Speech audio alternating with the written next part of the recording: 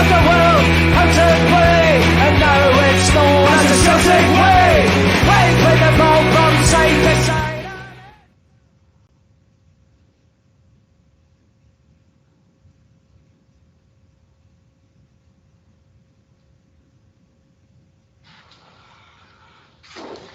Hello and welcome to Celtic Rumours TV, episode 28, the Bawz and Bovril podcast with your host Mark and myself Paul. On today's show we will look at the latest rumours and gossips along Celtic. Are Celtic really appointed a director of football? And we will take a look at the Euros and talk about Scotland's game against the Czech Republic today. And on today's show it's just going to be myself and Mark. So Flying solo, you know. On for an hour anyway, isn't we? There's not really that much to talk about, Paul, isn't there? No, I'm very surprised, Mark. I thought Celtic board would be acting a bit more, but I'm thinking, Mark, are the Celtic board thinking just because the Euros is on that maybe the Celtic fans aren't really worried about what's going on at Celtic at the moment? Is that what maybe the Celtic board are thinking? I wouldn't like to think they're thinking that, Paul. I think I know that there's important decisions to get made, but I saw somebody mention on the forum, and to be honest, I wasn't sure, and when I tried to look up, but things weren't actually clear. It would be, where's Big Ange actually staying now? I know he's in a hotel, but is it like... It's in Wales. He's actually in Wales. Yeah. So he's actually in... I think what I'd like to know is that he will be joining up maybe about 2 days into the training camp. Right, so he's actually... Whatever country you fly into, you need to find a hotel. Yeah, so he flew into Wales. So he went direct to Wales, and he, as far as I know, he's actually staying in Wales till the Celtic team come down, and he'd be joining up them in Wales, because if he was going to go to England, maybe then into Wales, he might have to isolate then again in Wales. Isolate 12 because of this new Delta COVID, Mark, that's popping up in and around England at the moment. That there's restrictions now between Wales and England, so I'm led to believe that he's actually in Wales at the moment. At least I've had the kind of foresight to see that. You know, so that's what I was hearing off a few kind of pages that I was reading, because I was actually thinking, like, when's he starting, because no start date came. I wasn't sure if he'd fly into Glasgow or fly into London. I don't know if you can fly from Australia to Glasgow. No, either stop in England, or he went straight to, I think he just came straight then from Athens into Wales instead of going straight to the UK. So he flew from Australia to Athens, and then I think it was Athens into maybe Cardiff, I think, Mark, and then he started isolating then in Cardiff, as far as I know. You know. At least he's here, isn't it? At least we've got the manager now. Yeah, exactly. I'll go and make up a couple of shout-outs here. Just alright, Bobby, I see you in the live chat again. Apart from usual shout-outs to Richie, Tim Alloy, Malika, Young Ben. Well, Mikey's not joining us tonight, but I'd like to give his charity football match a shout-out. Getting played at Falkirk Stadium for the NHS Scotland, and it'll be played in Falkirk Stadium on the 18th of July. And there's a link in the description box to the donation page, so anybody, if you want to donate something, that would be absolutely fantastic. Thanks very much. So, latest gossip from Celtic. Celtic have been linked with Australian goalkeeper Matt Ryan of Brighton. With 1 year left in his contract, could the Australian goalkeeper link up with his former national coach again at Celtic? Former Celtic player Frank McAvenny has said that he doesn't expect any new signings at Celtic for a few weeks at least, due to Big Ange still having to assess his squad. Celtic target Charlie Wright of Sunderland has only 1 month left in his Sunderland contract. According to reports, Celtic are confident that the striker will make the move to Scotland. The 6'2" striker scored 31 goals in all competitions for Sunderland next season. Olivier Ntcham has agreed personal terms with Greek side AK Athens. It's reported that Athens are in favour of waiving the remaining transfer fee for Barkas, who Celtic signed last season. Mark, that's it for the rumours and gossip. Um, That could be a good deal with Encham and Barkas.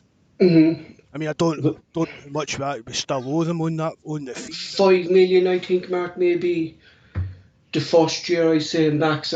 Think you'd probably pay would be 1.5. I say, I think they'd probably paid about 1.5, 2 million. yeah, So two if, million. so if they're going to waive £3 million, that we've maybe won a watch with that. Do you know what I mean? Mm. That would be a really good deal. This lad Charlie White, Mark, is popping up again. This Sunderland fella, but only 1 year left in his contract. 31 goals. I know it's League One now. That Sunderland are in, like, but that's a good shout out for goals, like, you know. Well, is League One really any better than the standards of Hmm. a lot of the SPFL teams? I mean, you're scoring 31 goals at any level. You're a good goal scorer, basically, in my opinion. And it's something different for anything we've got. I'm not saying the guy's coming in and he's going to be Edwards' replacement or anything like that, but it's giving you another option, Hmm. a different style of attacker kind of thing. So And what about Frank McAvenny saying we won't be expecting any signings anytime soon because Beacon has to assess the squad? Has he actually any kind of contact, Mark, within Celtic, Frank McAvenny? Is he coming up with these things himself, or? you'll probably still know people in and about the club, but all these guys are they're just doing what we're doing, Paul, Hmm. giving their opinion on things. Hmm. It's, It's kind of I noticed that just before you go on when you said about that goalkeeper, actually, when I complain about people doing it, as I said, I caught match of the day fever. But the Czech goalkeeper's on a free transfer. yes. I was only just reading that there. Because I thought he pulled off some real good saves today, and I had a wee look at him, and I think it was Sevilla he's just left. We just left 30, 32 as well. Mark is actually young for a keeper, but this keeper that we're supposed to be linked with, Matt Ryan, was on loan at Arsenal last season, but he didn't get a game for us because he was kind of a backup keeper. But he's an interesting bet if we could get him, Matt Ryan, because when Brighton first came back into the Premier League, he was a bit dodgy at the start, but he started to come round on his own. And at the time, there was Manchester United were looking at him, Arsenal were looking at him. They eventually got him, like, but he's a keeper who we be worth a shout. Like, but is that then again, Mark, if we do sign a new keeper, going to knock Barker's confidence even more? Well, again, well, I think I think it looks as if Bain's going to be leaving, Paul. You Hmm. know what I mean? So I spoke about Connor Hazard. I think he's a bit young. I think he's a bit young even to be our number two, and I'd look for him to even be getting out on loan next season to get more playing game time in that. So I think we'll be looking to sign, whether Barkas stays or no, I think we'll be looking to sign another keeper anyway. And Hmm. if Barkas is staying and you've got that Barkas and that boy Fraser both competing for your number one jersey, I think that could be a really interesting situation for us. And another player who's kind of looking at his future is John Kennedy. Supposedly, he's looking just after Big Ange comes in. He's going to have talks with him to discuss his own future as he has ambitions to become a manager himself. Now, I know we spoke a lot about him, but he will be involved with Celtic for pre-season training. Is he doing that to help out the club, and then maybe he'll consider his own future? He could be doing it for that. Plus, maybe there's not really any. Well, if he's not got a job to go to, why chuck the job you're in kind of idea, Paul? Know what I mean? Hmm. He's maybe thinking just along that. But he's like even well, we've spoke about it often enough. Maybe even his short term out like view now is to move into being his own man, which is long overdue in my opinion. I'm fed up saying that. He should have been Hmm. out before now. Even I'm not getting into like about how he was playing. He set his team up with Celtic. I'm just meaning it was time. It was about 2 years ago. See when Rodgers left, even then Kennedy should have started looking at moving moving out and becoming his own man somewhere else. Hmm. Hmm. Um, I wanted to talk about the director of football thing again, Mark, tonight, because we always kind of tipped in this in relation to Ange and kind of transfer rumours, but we never really talked about it in depth, you know. And I want to bring up, like, are we really appointing a new director of football? I think, like, the facts are at the moment, Mark, Celtic have made no announcement about director of football. The names that were linked to the job have gone, the likes of Richard Hughes, Fogel Harkin. So my question is, are they really going to appoint one? I know they need one. You know they need one. All the supporters would, but the fact is, Mark, that the board still haven't come out and said we need. I know they said they want to modernise the club, but is there too much going on at the club at the moment for maybe um, Dominic McKay to go be looking at a director of football now? Maybe he just wants to get players in, get Ange in, get the squad set up. Do you think maybe he's looking at that? Oh, well, no, I hope he's no. I hope they've no put it in the back burner, Paul, because it really would be. It would be a disaster. It will be a disaster if Celtic don't appoint a director of football this summer. There's no Hmm. point in kicking the can further down the grass. We've been needing one for years, and now, I mean, I've said it before on here. There was a story going about a while back. Celtic had like one of these big fancy employment agency people you get, like the big companies used to headhunt people and all that. Celtic had employed one of them to like whittle down and pick some, like get the numbers of who could do the jobs as director of football. But again, after that, we've heard absolutely nothing about it. So, like, when Begange was being tracked by Celtic, right, everyone thought he would be hired as head coach under a director of football. But Ange's full title of the club is football manager, all right, not head coach. So if you're going to be a football manager, Mark, realistically, I don't think the club are looking at a director of football with Began's title being head coach. And I think maybe next year, I think they might start looking at that. But I'm just because of the, I don't know, is it just maybe it could be the warden, well, that's football manager? that's what I said to you yesterday. We spoke Yeah, about it. I'm hoping that's so it is. I'm hoping it's just the way it's worded. Do you know what I mean? But I mean, football manager, does that gives you kind of Alex Ferguson impression, didn't it? That kind of. yeah, because, like, nowadays, Mark, everyone's a head coach. You know what I mean? The more modern clubs is head coach. It's not manager. It's not football manager. It's not club manager. It's not football manager. You know, it's a strange title that he has. Like, and so I'm thinking, like, that if he's going to be called football manager, I really do think that there's too much going on in the club. That this year, I think the director of football role will be put down the line. I think maybe could be maybe January they might look at it again, but maybe there's too much going on now, Mark, with signings, the manager, backroom staff. It has to be sorted out with Ange. I mean, even could they both think they've landed on their feet with Big Ange? I mean, we heard from Gavin and that the guys worked at every level of Australian Hmm. football, and And you think of it like he in kind his of interview, Mark. he kind of Sorry.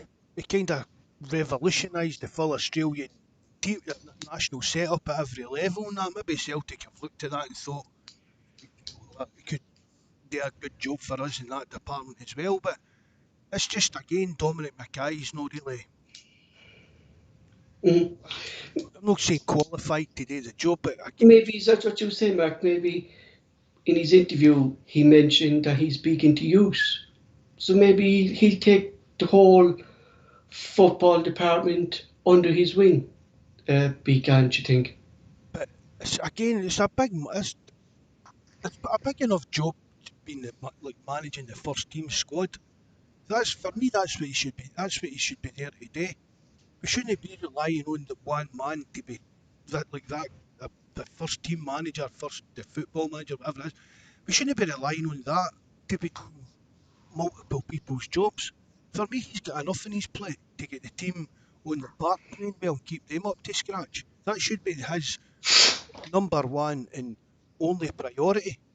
And I was also reading today that Dominic McCoy and Ange Postelogo have had numerous Zoom meetings about players leaving, players needed. Both have agreed that they want to sell the players who actually don't want to be at Celtic, and they have a list of transfers. So Dominic McCoy and Ange are going to be looking after transfer targets, Mark, and I'm reading into that as well. Like that's another thing to say, like that if Dominic McCoy is going to be involved in transfer targets as well, that I it's not going to happen. And how is the club going to move forward and modernise if they're not looking at this department that needs to be done? Well, for Dominic Mackay, well, he needs to be involved in transfers to the extent it'll be him that's signing the checks off. Hmm. And he's got to be even involved in the talks. You get what I mean? He's always going to be, the CEO's always going to be involved in transfers, but it shouldn't be him. The only thing he should be deciding on is whether we can afford the wage to get the financial side of it. He shouldn't be really passing an opinion on or having any opinion on like the quality of a player, whether he thinks the player's good enough or no. That's not the CEO's. That's not CEO's remit. He shouldn't be getting involved in that kind of side of things, and that was the Or problem with do you Dominic. maybe, yeah, that's the next question I was going to ask you. Do you maybe think maybe Peter Lawler said to him, "Oh, this is the way we used to sign players. I used to be scouting, or these players were recommended to me. I signed them." Or do you maybe Lawler has the word in his ear about things like that? Well, How he did things? well, he'll have told him how things worked, and he'd have seen even how things have worked for his time in there, and have heard the stories for other people and things like that. But I hope he's not just going to come in and be a carbon copy of Liverpool. Do you know? I mean, he's got to be his own man. As we said, he came in and he's been on about modernising the club and things like that. I mean, every single Celtic fan could tell you that the problem was Peter Lawwell making football decisions. So it's not got, that's going, if it's going to keep going along the lines and Dominic Mackay's going to be having that kind of input, that's just going to cause more problems for me. Hmm. It'll be big problems, Mark, because like I'm just trying to concentrate on getting this first team up and running as fast as he can. The qualifiers are in less than 6 weeks, Mark, I think, is it? Less than 6 weeks. He's trying to get a squad together. Plus, our youth academy is in disarray. You know, there's young players leaving left, right, and centre. And if he's to look after that on top of that, he's not going to have no interest in our youth system for at least another couple of months, Mark. And we could end up losing more young players again, Mark, who's going to leave the club for nothing. You know? But it's, again, is that something that we should be looking at Postecoglou to sort out? Zach, that's what I'm saying. He shouldn't be. Where's Chris McCart? Where's, do you know what I mean? That's up to Chris, that's part to me, that should be Chris McCart that's to help pushing these kind of things along and making sure that the young players are happy, and making sure they're getting the contracts that they deserve and things. He should be fighting their corner and things like that. And it's like what we said that maybe players won't get in their games because Neil Lennon had no faith in trying youngsters marking the 10 in a row season, and maybe that's why they want getting this breakthrough into the first team, and maybe it will change under Big Ange that he will give youth a chance because like Mark, we do have good players in our youth system. They just need to be given a chance. Who was the last? Who was the last player, young player that Neil Lennon gave a chance to? I can't even think who it was. Was it Kamuki Dembele this season after I gave him when did I get the raw season, Mark, on this?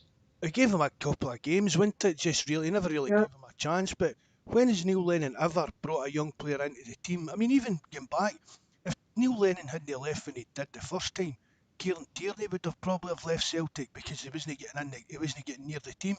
Neil Cal Lennon McGregor would have left, I say. McGregor as well, he was ready for the off. So Neil Hmm. Lennon's never really been that type of manager. Well, no, at Celtic. I don't know if he did at Hibs, but that's a different thing. Hibs kind of need to use their youth players and give them a chance. But it was never the type of manager to do that. And that's one thing with Ange coming in. He seems, well, we know he did. Gavin and that were saying about what he done with the national FA, when they wanted to bring back all the older players. He stood his ground and said, no, we're playing with the youth players. It'll be better for the full country's football thing in the long run. So it's a good philosophy to have.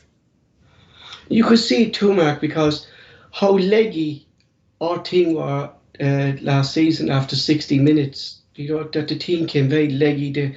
There was no push towards them. They weren't running. We came very leggy under Neil Lennon. And can this team come up fitness wise for the qualifiers under Ange, or is it going to take them a while to bring up their fitness levels, Mark? No, look at 4, 5, 6 weeks and the players should be ready for that. Mm-hmm.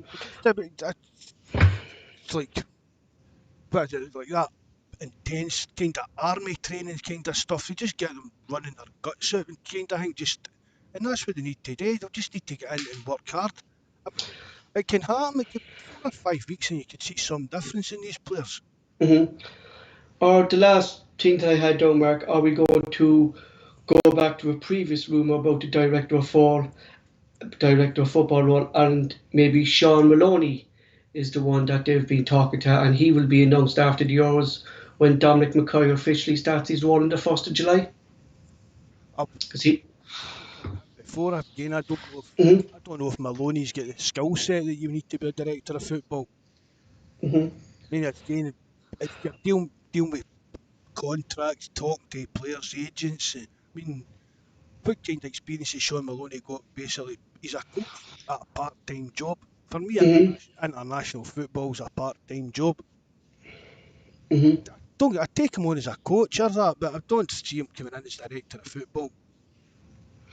So, realistically, if we are going to appoint a director of football, Mark, when should that be announced? Should it be announced long ago when Len left and get the process thing, or have we one installed?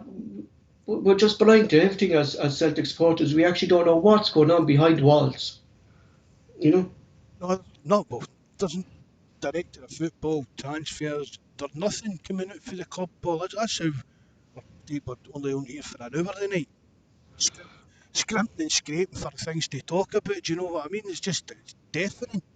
Without just coming on and getting over old ground again, there's nothing new to talk about. It's just But even when we had Barry and Michael on last week, and us, they were expecting signings maybe in the next couple of days. But again, nothing has happened. Like we thought we might see 1 or 2 signings coming in, maybe players leaving, but there's still not like.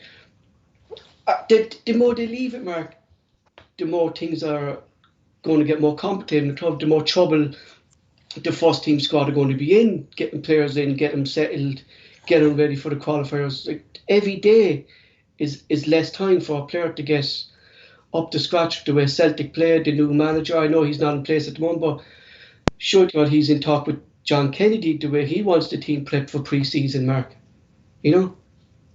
Say that again, Paul. I said, like, with no players coming in and with pre-season starting, the less time we have for the qualifiers, But the less they're going to be prepared, Mark. Let's be honest, Paul. See, for weeks we sat here and spoke about Eddie Howe coming in and how Eddie Howe and Fergal Harton were working behind the scenes to this master plan that was going to, do you know what? And it just fell apart, didn't it? Everything just fell apart. Mm-hmm. But there's got to be somebody. I've said it before. The club's got to move on. The club's got to keep running. So if Kennedy's going to be there for even just to start the pre-season, well, if that's what's got to happen, just got to happen for me. It's not ideal, but we just need to go on with it, isn't it? But even if Adge does bring in his own coaches now, right? He brings them in from his previous club, Yokohama. He brings in those 2 lads, Matt Hutchison and Stung or something like that. I want to Sean Stung. So if he brings them in, they're going to have to isolate maybe for another 10 days, so they won't be able to join up anywhere pre-season if they come in. So it's going to have to be John Kennedy to help out Ange until his backroom staff are going to be appointed. I never even gave that a thought about. They would have to. I never even gave that a thought, Paul, about quarantine for them as well. That's a good point. But they will, Mark, won't they? Well, obviously, Big Ange's had to isolate, so they 2 guys if they're coming over. Yeah, so he's not going to have his own backroom staff maybe around him for if they come in now. Maybe they will be in time for the training camp, but if they come in next week, they won't be there for the training camp, Mark, and maybe the more drags on, he won't have his own backroom staff around him for the qualifiers either. So it's going to have to be John Kennedy and Gavin Strachan to give him a hand with. Look, it's not ideal for anyone, Mark, but at least they're there. They know the club. They might give him some insight to where the players are. You know. Well, I mean, it would be, for all we know, Ange spoke to Kennedy and they Mm-hmm. got on and they think Ange thinks they could work together. I mean, we don't know. Don't know. They've obviously, they'll obviously have spoke. You're saying that Ange's been talking on Zoom to Dominic Mackay, but he'll been speaking to Kennedy, other people round about the club and that as Mm-hmm. well. So maybe they've clicked. Do you get what I mean? And Mm-hmm. like Ange said, if he's willing to work with me, I'm willing to work with him. But I still want like at least one of my men out here with me, kind of thing. Mm-hmm. I mean, just need to try and even keep an eye on like social media and stuff like that to see any reports of the guys leaving Yokohama. Because I've seen in the link it was a physio that made one of the physio that left Bournemouth. Mm-hmm. And we That thought, time, yeah. oh, this is the start of Eddie Howe assembling his team and things like that. And that didn't happen either, didn't it? No. No, didn't that kind of. We thought it was a done deal then after that, Mark, when you said the physio was leaving. So, folks, we're going to let Celtic there for the moment, and because it's your 2021, I'm going to call it, we'll talk about yours. Firstly, though, before we talk about yours, obviously our prayers and thoughts are with Danish player Christian Eriksen, and due to respect of his family and his own privacy, we'd like to not really talk about it, Mark, and just let it at that. Send our best wishes to him and his family. It was horrible to see that, Paul. It really was. I think the worst part of it, Mark, was the TV coverage, constantly staying on it and kind of not moving away from it and not going back to the studio was a bit uncalled for, in my opinion. Uh, You know? they should have just went. They should have just went back to the studio and they showed a close up of his wife sitting in tears and things hmm like that. Yeah, there's no need for it. Absolutely no need for it. I mean, So, folks, what? oh, I've just got. They're saying the players weren't shielding him for the TV cameras. They were just protecting the guys, even for the Exactly, fans in the stadium. But the exactly. cameras, when they were putting on the CPR and that, the cameras were zooming in and everything. It wasn't nice to see. No, and find a young child, Mark, watching that in football, like it's not nice, like I hope you know. somebody's had a rap in the knuckles over it, whoever kind of directs the kind of which shots the TV's putting out during live games and that.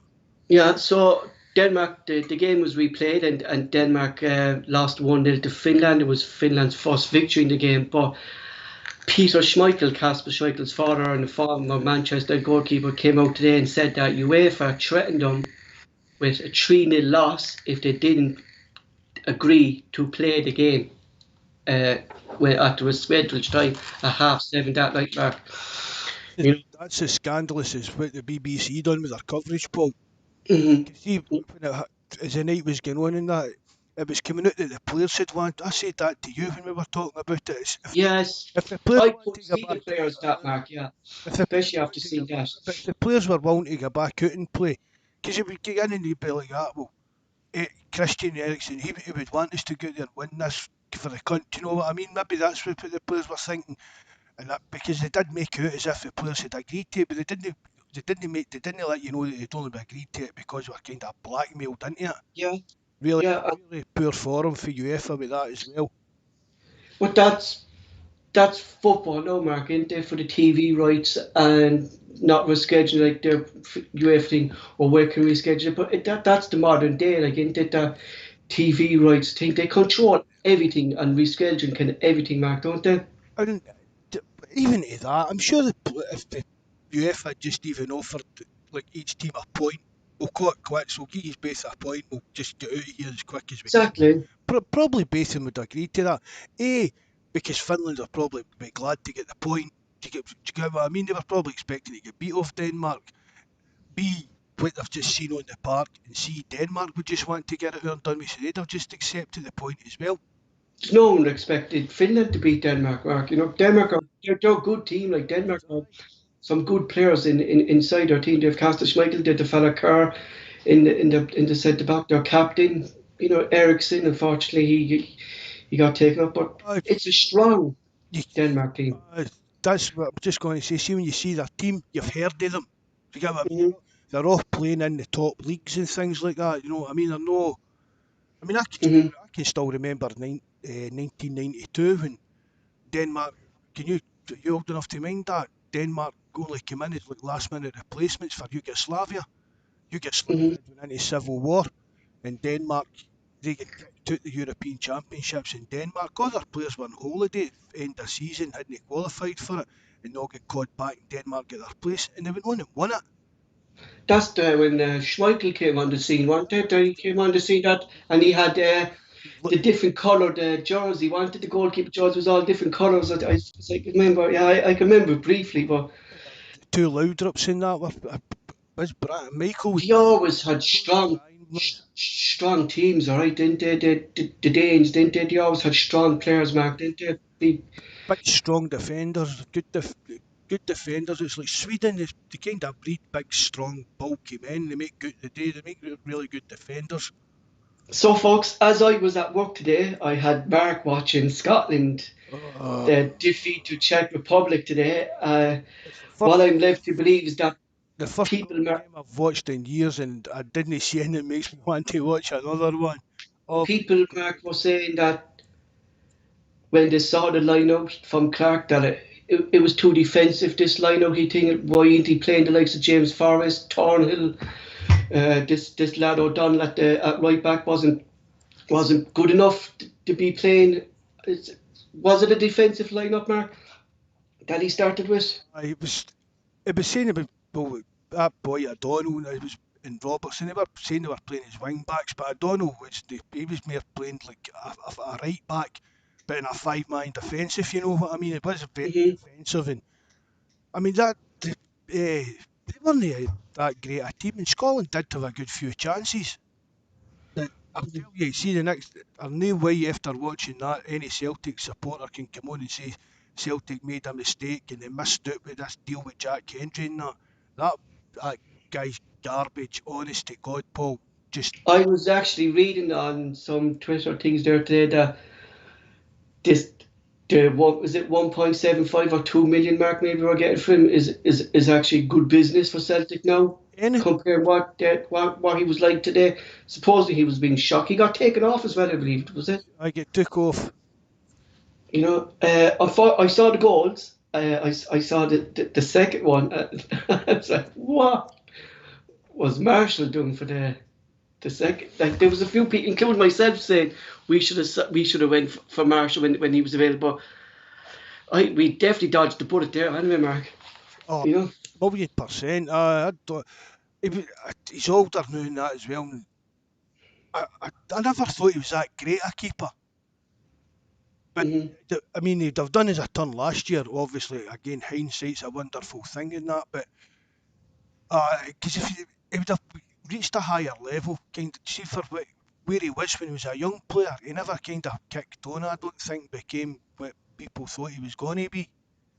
But Hmm. that the day was a complete disaster. That will haunt him for the rest of his life. But even at that, Mark, like starting Christie up front when Clark must have seen Christie play that position with Celtic, and he actually couldn't play in that position either. Christie up front. Why? And he has the likes of this lad Chai Adams on the bench and not playing him next to the Leiden Dykes. See, honest, You today, Paul, see watching the Scotland performance, it reminded me of a Celtic performance. know. Hmm. Because they didn't make enough chances, as I said, even to get a draw out of it, enough good chances, and they just weren't putting them away. And we said all season, even the chances Edward was missing for us and things like that. Scotland did make enough chances, and for me, really, they played well enough to probably get a draw out the game. Hmm. Uh, any team? Have you watched many of the matches, Mark? Have you tuned into any of them, or any team that has impressed you so far in the Euros? No, not really. Not really. It's just I even I take it. I watched the England game as well, and I thought they were very, very average as well. But obviously they won, so that's them going to win the tournament and it's coming home and all that part. But no, I don't fancy. England to do much in that either. I'm looking forward to tomorrow's game, France and Germany. I think that'll be a good game.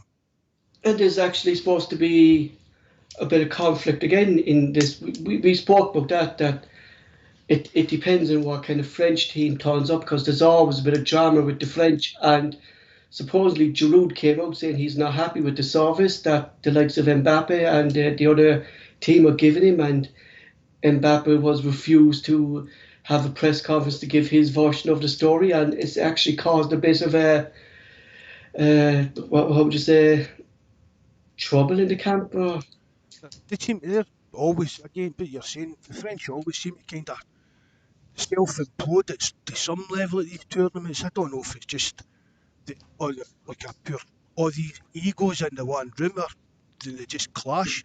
Because the Dutch used to be the same. The Holland team used to they turn up at these tournaments and they on paper had the best squad, but then something would happen. There was splits in the camp. They were all arguing and fought out with each other and that. And the French just seem to be getting along the same kind of lines. Hmm. Whereas, I mean, the Germans just turn up like a machine. You know what I mean? The Hmm. Germans turn up to these tournaments and there's never any bad bad publicity or nothing. They just turn up, do their job and get out there. A lot of the times they're getting out there with the trophy as well. What team impressed me so far is Italy. I watched them on the opening night, and their starting lineup was strong. The players they had coming in off the benchmark. Chiellini centre back again man is 37, 37 years of age, and he was blocking every single shot that was coming onto that goal the other night. Like, you know, An old school defender, isn't he? yeah. Rough. But he reminded me of Ayer 2 seasons ago in the Brendan Rodgers when he did the celebration. Every time he blocked the ball, he celebrated his defending. Mark, do you get me? Like, it was an art to him, like, and that was his passion, was defense. 37 years of age, like, and he's still playing at the top level, and he's still able to compete at the top level. Man has to be credited, Mark, the way he's looked after himself over the years, isn't he? It just shows you about how. I mean, we've argued about it on the forum, people that agree with and disagree with all the sports science and nutrition side of things, but you've got to say that it works. It's been proven to work. That's I mean, Hmm. we were we were passing the Roy Keane and Mika Richards. Is it Mika Richards? Hmm. We were passing And, the he, and, video. and he having a kebab before he played Crystal Palace. I can't even too. Is it Phil Foden. was it Phil Foden? He was talking Phil about Foden. he's got his own chef. Hmm. Right, you know, a lot of young players that have got that kind of money live their own chef kind of thing. And but what Roy Keane was saying, he says that's sort of time, years to come, that'll prolong his career. What he's doing Yeah. now will make him better, fitter than now, but it'll make him fitter longer. He'll feel the benefits of what he's doing now in years to come. Hmm. The best thing about what I thought about Italy, Mark, they didn't have one. Like, the Italians always had one standout player. They had Baggio, they had Scalacci, they had Del Piero. But now it's more of a collective team effort. They don't have one superstar that can save them in the game or do something spectacular. That they're all involved in the game, and They're even the players they had coming off, Mark, there was a young fella in Ndombele came off. He was the man of the match. They had players coming on who linked to Manchester United. This young lad, but Belletti. mm, Do you know what I mean? They had strength. They have strength and in depth, and I think any team who faces Italy could be dreading it. Like, I have to give credit to. I don't like him because of Man City and a thing like that. I don't, but Mancini needs great credit to get that Italian team. Like, they didn't qualify for last year's World Cup or tournament for the first time in years, and he came in and he's just turned this whole Italian team around, Mark. Like, uh, you know. he's a good manager, Mancini. He is.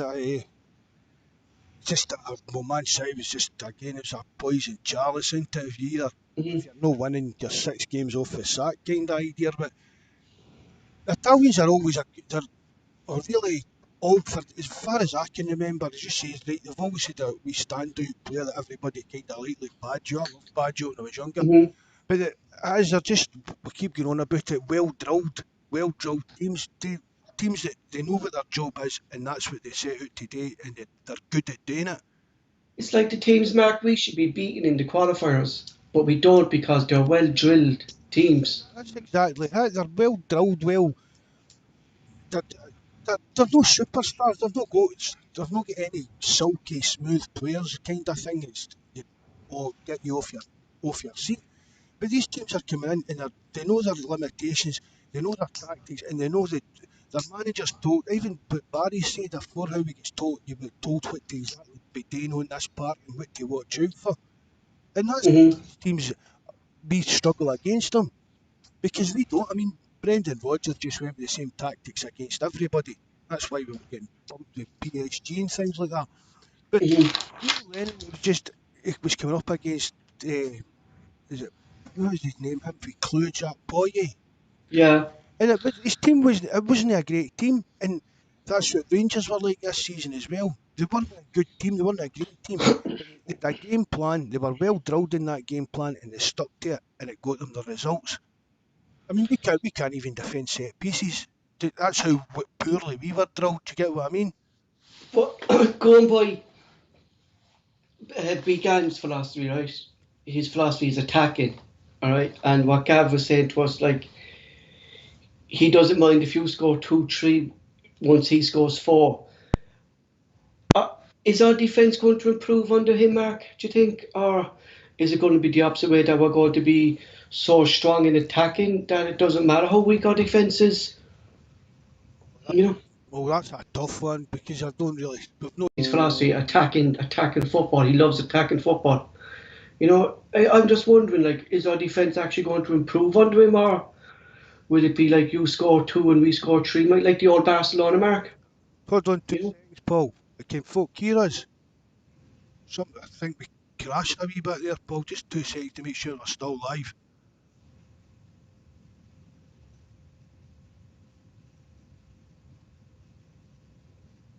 Don't know what happened there. It just came up and says OBS was something.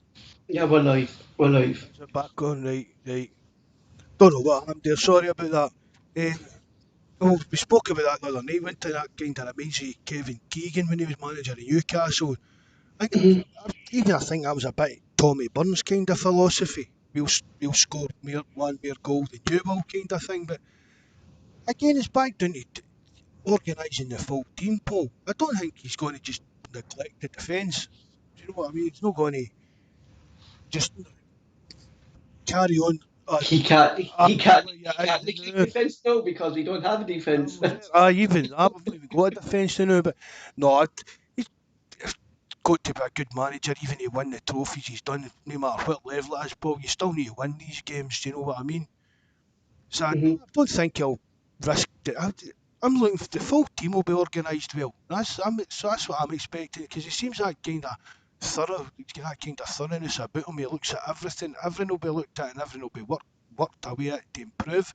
So, and any good manager will tell you that right, scoring goals wins you games, but no letting in goals keeps you in games. Do you know what I mean? That's a big important part of football these days. And going back to Scotland, Mark, the game on Friday night is against England. Can you see them getting a result considering there was England were kind of an average team really the other night against Croatia. I didn't see kind of much. You've Harry Kane, who's obviously not on form this season. Didn't even think. I thought it looked as if Kane was struggling a bit fitness wise the other night, Paul. Hmm It just didn't look.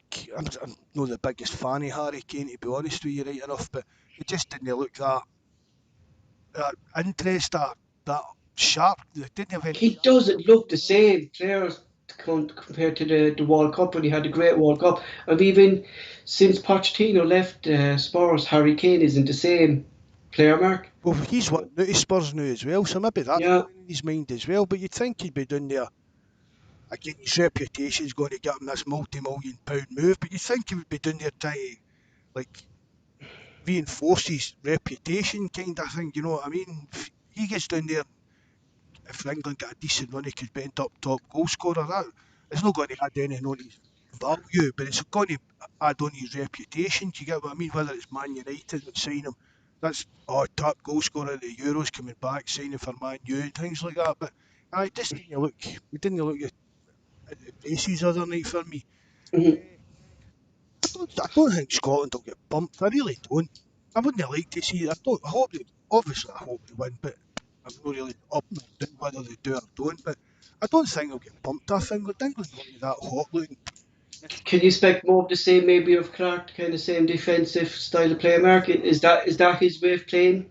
I think I think he'll go for the same kind of setup against them as well because well it's hype as well, isn't it? It kind of gets into everybody's head. Everybody kind of, oh, England are going to, could this be the year that they do it? Oh, what if they do it? We're never going to Hmm. defend it, kind of thing.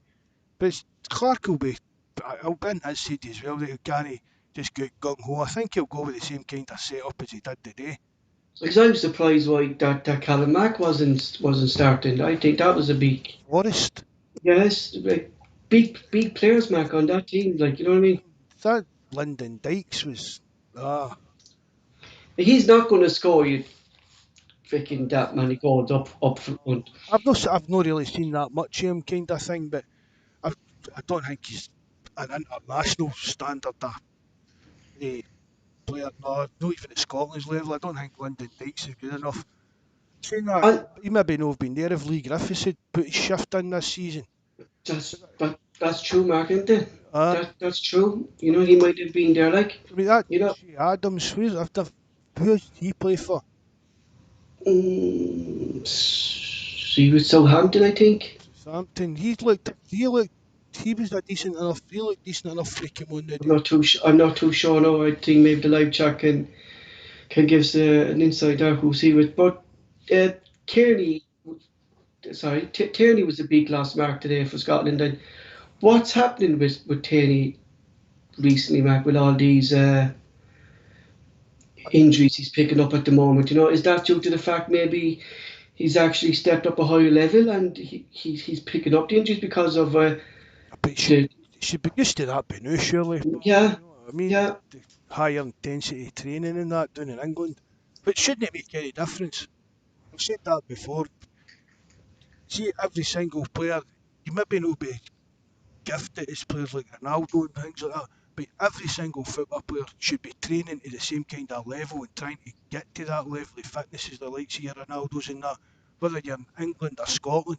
But that's even down to the training, there's a big gap between the Scottish and English levels, but Tierney surely he'd be past that by now, you would But think. he's more like such a young player, Mark, like picking up a lot of injuries lately, though, isn't he? Like for such a young player, like he was a big loss for Scotland, and not just for his defending, but his crosses as well, and what he gives to Scotland, and But you know, where does he play for Scotland?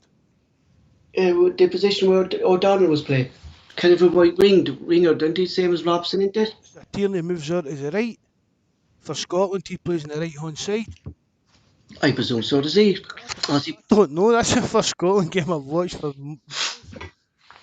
you know, somebody, maybe the live chat will say whether he's a right back for Scotland. yeah, I thought maybe he would have played just Tierney even further. See, like Robertson, both obviously for his wing backs that when they were, but I thought maybe Tierney was playing more like a left winger. or does he play in the centre, Mark? Does he play in the centre? There, Mikey saying Tierney plays as a CB for Scotland. Centre back, yeah, centre back. You know, but he is a big loss. But to what Michael said here as well, like Tierney picked up a lot of injuries too, Mark, when he was with Scotland. Has he been right after that injury that he picked up for Celtic there, Mark, come back a couple of seasons? He's kind of after that, he seems to be picking up a lot of injuries after that. Was it a leg break or was it a hamstring he did? Or was he shoulder, wasn't it? His shoulder, wasn't it? He injured, but Yeah. another injury came out. Uh, You know, I can't even mind the other an injury on it was somebody Davies' leg that came out. But you're right, he's never been the same since that. it's just like it's worrying for him, like just like being so young, and I suppose he was more upset than anything, Mark, missing out on Scotland getting to Euros and not playing. Like, but I can't see after today's result. I don't think Scotland will come out of the group. I think today was between the teams that were in them was a must win, Max, or even a draw to get out to get third place in the group. I can't see it now. And going by on the Twitter pages there, I think a lot of Scotland fans have been agreeing with the same, that he's not Scotland won't be getting out of the group. No, I can't see it now either, Paul. Today's game was a game that they should have been looking at to win. And for the team, even the line-up, the setup, you knew that they weren't going to aim it to try and get that win. Hmm. I'm not saying Czech Republic's a bad team, but they're not a great team. Scotland, as I said earlier, the chances today they could have scored and they should have scored, and they just Hmm. didn't. It was a kind of, it was Paul, it was like a kind of Celtic performance. And then that second goal, well, you can't, there's nothing you can do against that kind of thing. But that was a game they should have went out in it. The fair dues, we're Scotland. We know we're Scotland. We're not the best. Play it with a wee bit of caution, but you still got to try and win the game. Hmm. Um, as you know, Mark, that the Scotland manager Steve Clark was previously linked with the Celtic role. Are you delighted now that maybe after watching your first Scotland game in years that Celtic actually didn't go for Clark, that he isn't up to the level of Celtic, that he's basically a national coach and maybe Kilmarnock level still? I never thought Clark was. But a few years ago, in that, see when he was just trying to like breaking into becoming his own man, getting away from Chelsea and things like that, I would have took a chance on him. But no, no, it's still a kind of, I don't know, it's like dreary football, isn't it? It's just. And I know when you're playing with Kilmarnock, when you're managing Kilmarnock, again you're setting your team up not to lose. That's your job basically, kind of thing. But Hmm. you've got to have a kind of some ambition to like play good football. Do you know what I mean? You can't just try and strangle games all the time, or it just gets monotonous and tedious. And no, I'm really glad that Steve Clark never got a Celtic job. I was really close to it. Yeah, I think, Mark, I think we really kind of the not hiring Clark was one of the best things that came out of Celtic, because I personally never rated it hard to be a Celtic manager. I've no Celtic fans on a form or liking him to be, but you can see, Mark, that Clark isn't up to like Celtic can't be defending in the Scottish League, Mark. Do you know what I mean? Set up as a defensive team in the Scottish League. Do you know? You know? See, I'd like to think it's like even like David Moyes and people like that. About the football they play and things like that. But see if I was a manager, I'd like to think like you work with the tools you've got, kind of thing. Mhm. Do you know what I mean? Mhm. See, like Davy Moyes was trying to, well, Everton, he was trying to keep them, because Everton were a kind of yo-yo team. They were going for scraping against relegation, trying to get into Europe. So he was trying to kind of stabilise the whole club. And he didn't have the budget either, Mark, that Everton have now. Do you No, know what I mean? and then, but see, when he went to Manchester United, I was expecting him. You've got some of the best players in the world at your disposal. So now you can show the other side of your management. Do you get what I mean? You can Mhm. start showing that you can play a different style of football. If you've got all these players, the top players in the world playing for you, you can be a more attacking team, more open, more kind of thing. But too many, as it really seems to be, that managers are just have got one way of doing things and just go with that. And that's what Steve Da- Clark's turned out to be like. David Moyes won't be Celtic manager anytime soon, Mark, if things don't work out with Ange, because he signed a 3-year contract It's always with West Ham recently. Like, that was always kind of going to happen, wasn't it? You know. definitely. And the time is for the time for us to have got Moyes was when we appointed Neil Lennon. As I've said before, Moyes was waiting on the phone call and it never came. And people were against that. People were see if Celtic had appointed Davy Moyes, there'd be Celtic fans moaned about that. Mhm. Mhm. Mark, just for next season, right? So a lot of us would just go now, because I just brought it up there because we ran about setting up for next season, setting up your team. Should Celtic start with two up front in Scotland? Yeah, see that's again that's just down to tactics as well, Paul. Hmm. To me, it doesn't really matter if you've got two up front or one up front. It's how the team plays. I mean, because Hmm. it's just well, if you're playing with the one up front, the guy that's You playing, have the players outside him anyway, Mark, don't you? They're like forwards anyway, so basically you're playing three up front anyway, aren't you? even when you're going forward, basically your number 10, the Campbell, he's just behind. Basically, to me, your Campbell is just what they call. It's a different names rather years a secondary striker. The guy Hmm. just sits off the front man. To me, that's what that cam role is. So again, it's just down to tactics and how the team plays. Because we've seen that playing at one up front can produce. We can see two. We've seen two up front produces. It just depends how the team set up, how they play. I don't think it's that big a deal. What about one player that Chris Sutton called him a beast when he saw the size of him, Mark, and he's returned to Celtic this week and he's going to be at Celtic for pre-season, is Bayo. Everyone has a chance to prove themselves, Mark, considering that he had a good season with Toulouse this season. Can you see any hope for him at Celtic? Well, there might be, unless he's one away now. I mean, Hmm. he's still quite young, isn't he? Yeah, he was one of our project signings, Mark, who, again, we could say Mark was never really given a chance under Lennon. You know? I mean, we've spoke about it before, putting players out on loan Hmm. to progress their career, not because like Hendrick, because it's no working out for them, but like a young player like Bayo, put him out on loan, see how it progresses for there. So if he gets his chance, I'm sure. Well, if he still wants to be here, I'm sure he'll get a chance. We'll actually see if he's going to be able to do a job for us. Hmm.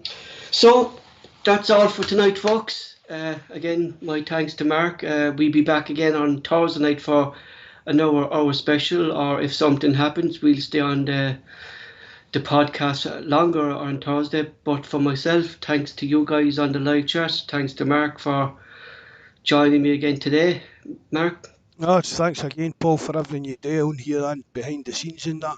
Thanks for everybody for joining us. I know it's not really much of a podcast. It's just there's nothing for us to really to talk about. We're scrimping and scraping for morsels of stories to give something to talk about.